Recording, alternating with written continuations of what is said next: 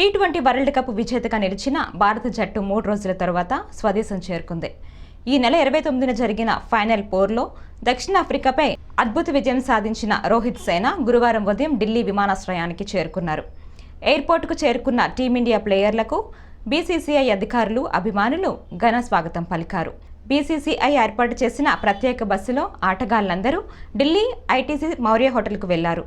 అక్కడి నుంచి నేరుగా వెళ్లి ప్రధాని నరేంద్ర మోదీతో భారత్ ప్లేయర్ల భేటీ అయ్యారు. ప్రధానితో కలిసి వారు అల్పాహారం చేశారు.